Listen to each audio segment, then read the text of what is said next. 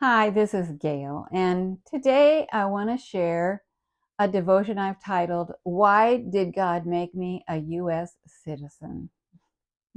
First, let me start out, back up a ways to 1979 to 1982.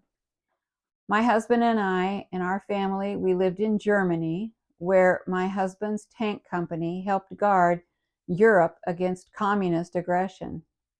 I led a Bible study for military wives in the post chapel, and one day several American wives showed up. They were visiting their husbands who were businessmen who had some business in Mainz, Germany, where we were located.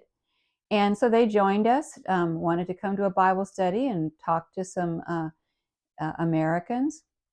And during that study, one of the military wives shared a prayer request about how her son's birthday was coming up and her husband would have to miss it again because he would be out in the field. And several of us nodded. We understood. We'd had the same kind of things happen to us. But one of the businessmen's wives spoke up and very proudly said, "My husband would never take a job where he had to miss a holiday." Well, you could have heard a pin drop. There was a very loud moment or two of silence. But after that, one of the military wives very graciously looked at the businessman's wife and politely said, "Our husbands give you the freedom and safety to enjoy your holidays." See, this businessman's wife didn't understand that we military wives might complain, but we believed in what our husbands were doing and we were proud of them. And the reason I bring up this story is because I think it beautifully illustrates my feelings about the United States of America. I acknowledge its flaws, and I often use those flaws in some of my devotions. But if someone criticizes my country, I'll be the first to defend it. I feel blessed that God put me in America, that I was born and bred in America. He had purposes for that, purposes for me. He has purposes for you in whatever country you were born in. Acts 17:26 through 27 tells us that God places us in both a time of history and in a place. I thank God that his choices have given me special purposes. Ephesians 2:10 says he has such purposes for all of us.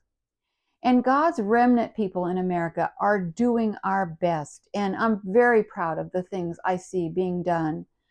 And we have a history of good Christian ethics, past and present. Again, I'm not saying everything is perfect, but we have a good record in a lot of areas.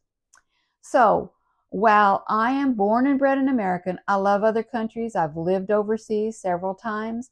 Um, but I want you to know that I am proud of my country. And I think the reason I want to share this is because I had one of my readers write and express some very negative things about my country that she'd heard on very biased news reports in her country. And I think she just assumed that I would agree with her. And I suppose when you hear negative news all the time, you begin to think, oh, well, surely all the Christians agree with this as well. But I didn't agree with her. The news was very biased. And so let me explain a few things.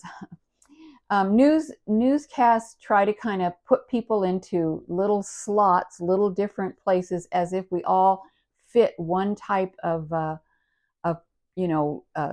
kind of name people and uh, just sort of make us like a stereotype.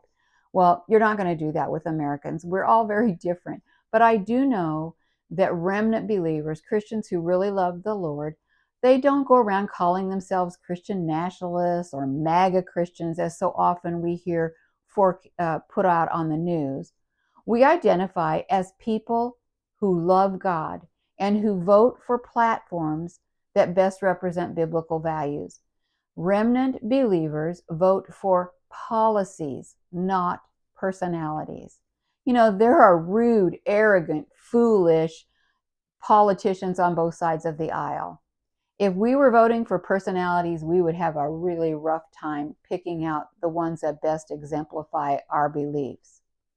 But at this point in history, neither political party clearly represents Christianity. However, the Republican platform, and I'm talking about the policies here, not the personalities, the Republican platform best represents Christianity in some very important areas, such as in the area of unborn life, such as in the area of trans surgeries on minors, and such as in the area of giving Christians freedom of speech so that we can share biblical truths without having it be called hate speech or without being censored in some way. Just like the military wives that I described, American Christians have huge disappointments in our country in many areas. But please don't assume that we agree with news reports that describe our country as evil. We don't. And I would just want to say today, as we approach the July 4th holiday, God bless America. I'm proud to be born an American.